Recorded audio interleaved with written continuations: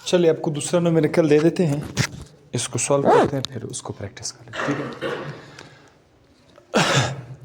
अच्छा, बफर का टॉपिक चल रहा था। आपको पता है बफर क्या चीज़ है? सॉल्यूशन है, उसके अंदर एक वीक एसिड है और उसी वीक एसिड का सॉल्ट होगा, या एक वीक बेस है और उसी वीक बेस का सॉल्ट होगा। कुछ वैल्यूज़ है। इंसानी खून का pH 7.35 से लेकर 7.44 के दरमियान है। अगर ये pH आगे पीछे हो गया तो इससे डेथ हो सकती है, लिहाजा इंसान के खून के अंदर कुदरती बफर मौजूद है जो pH को चेंज नहीं होने देगा।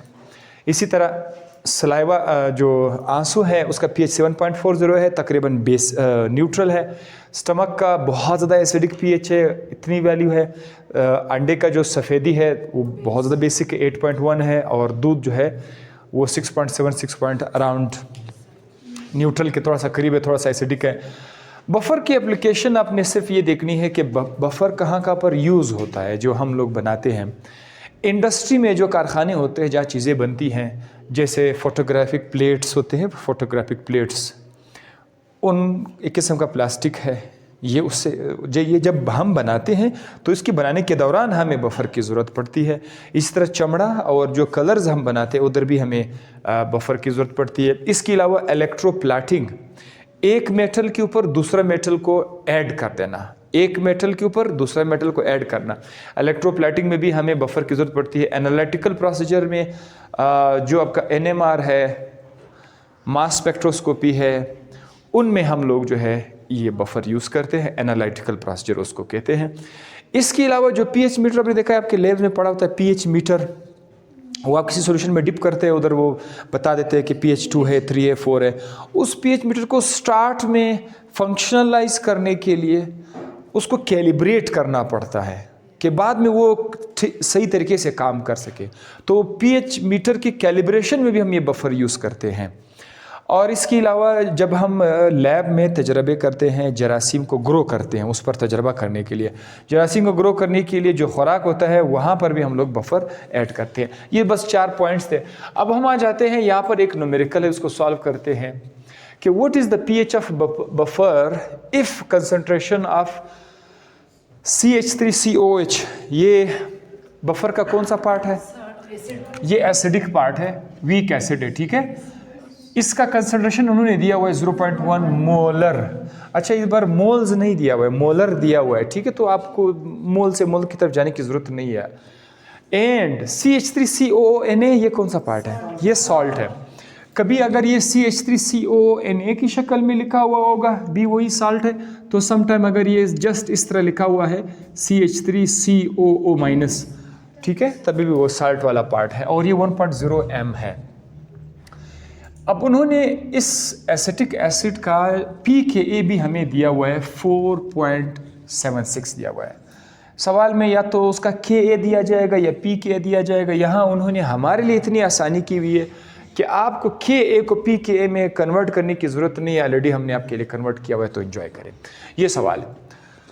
pH को फाइंड करने के लिए कितने फार्मूलाज थे हमारे पास? 2 तरीके थे। एक तरीका है Ka से फाइंड करना। What is Ka? Ionization constant of acid या डिसोसिएशन कांस्टेंट ऑफ एसिड। इस Ka का फार्मूला यह है कि जो भी एसिड आप लेंगे, बफर आपने ज़ाहिर लिया हुआ है, उस बफर का सॉल्ट होगा, सॉल्ट पार्ट होगा हाइड्रोजन आयन की कंसंट्रेशन और एसिड का कंसंट्रेशन।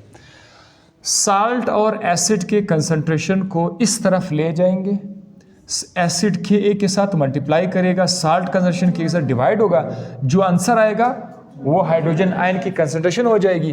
फिर हम लोग उसी का नेगेटिव लॉग ले लेंगे, negative log of hydrogen ion concentration हम लेंगे, तब हमारे पास क्या आ गया? pH आ गया था। तो इस सवाल को भी आप अगर परफॉर्म करना चाहते हैं तो इस तरीके से कर सकते हैं, लेकिन यहाँ पर उन्होंने आपके लिए Ka की वैल्यू नहीं दी हुई है, उन्होंने pKa की वैल्यू दी है। सो हम ये इस वाले को छोड़ देंगे। ये वाला जो है जिसमें pH को फाइंड करने का फार्मूला ये है, pH is equal to pKa plus log salt upon acid. तो यहाँ पर हमारे पास साल्ट भी मौजूद है और एसिड भी मौजूद है, हम जस्ट इसमें वैल्यू पुट करते हैं। So what is the formula pH is equal to, बल्कि यहाँ पे लिख लेते हैं, बल्कि पहले डेटा ज़रा लिख लेते हैं। डेटा में हमारे पास क्या क्या चीज़ मौजूद है। CH3COH ये एक एसिड है, इसका अमाउंट कितना है 0.1 मोलर है। और इसके अलावा CH3COO इसका अमाउंट है 1.0 मोलर।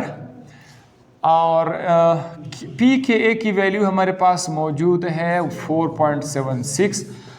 फार्मूला क्या है, pH is equal to pKa plus pH is equal to pKa plus log salt का कंसंट्रेशन अपॉन एसिड का कंसंट्रेशन। pKa की वैल्यू क्या है 4.76 प्लस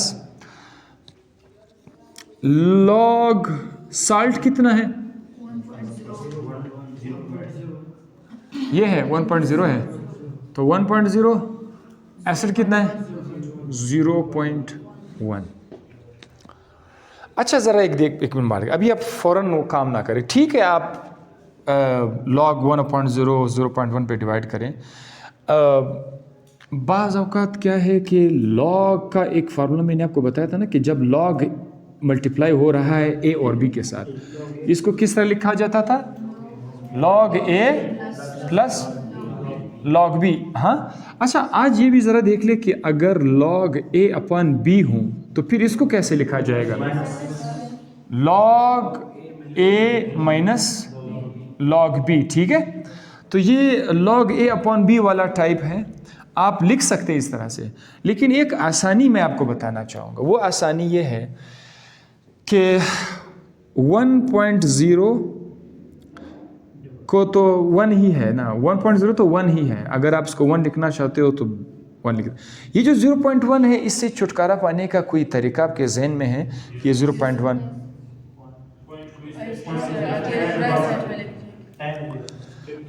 इसको मैं ऐसा लिख सकता हूँ, 0.1 इज इक्वल टू 10⁻⁻⁻1।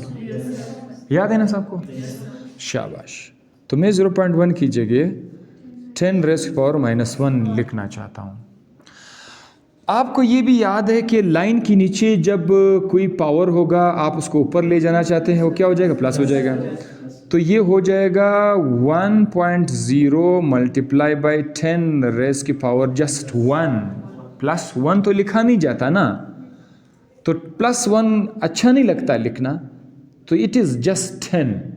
तो 1 मल्टीप्लाई बाई 10 ये बन गया आपके पास। क्या बना? 1 मल्टीप्लाई बाई 10। सो अब हम ज़रा इसको दोबारा अगर लिख लेते हैं, ये बना 4.76 प्लस लॉग 10/1 लिख सकते हैं, क्योंकि ये तो आप लेके गए थे तो कुछ बचा ही नहीं, ऊपर तो सिर्फ 10 है। 10/1 को भी जस्ट 10 ही लिखा जा सकता है। 10/1 इज जस्ट 10। हमेशा याद रखें 4/1 हमेशा 4 होता है, 10/1 हमेशा 10 होता है। जब 1 नीचे आ जाए तो अब ऊपर वाला ही नंबर आप लिखा करो। सो 10/1 इज जस्ट 10। सो ये हमारे पास पूरा बना 4.76 प्लस लॉग 10, बस ये आपके पास लॉग 10 आया। अब log 10 को कैलकुलेटर से करने की जरूरत ही नहीं, ये हमेशा हम याद रखेंगे। log 10 is always equal to 1। log 10 1 के बराबर है। सो अब हम आके आ जाते हैं 4.76 प्लस 1, ये बना 5.76। तो pH को फाइंड करने का ये एक न्यूमेरिकल था आपके सामने, मैंने इसको सॉल्व कर दिया। अब दूसरा जो न्यूमेरिकल है उसको आप लोग खुद ही फाइंड करोगे। इसमें लिखा हुआ है calculate the pH of buffer solution. Buffer solution का pH आपने फाइंड करना है। उसमें CH3COO ने कितना दिया हुआ है, CH3COONA, इसका अमाउंट कितना है 0.11 मोलर है। और CH3COOH ये कितना दिया हुआ है 0.09 मोलर दिया हुआ है।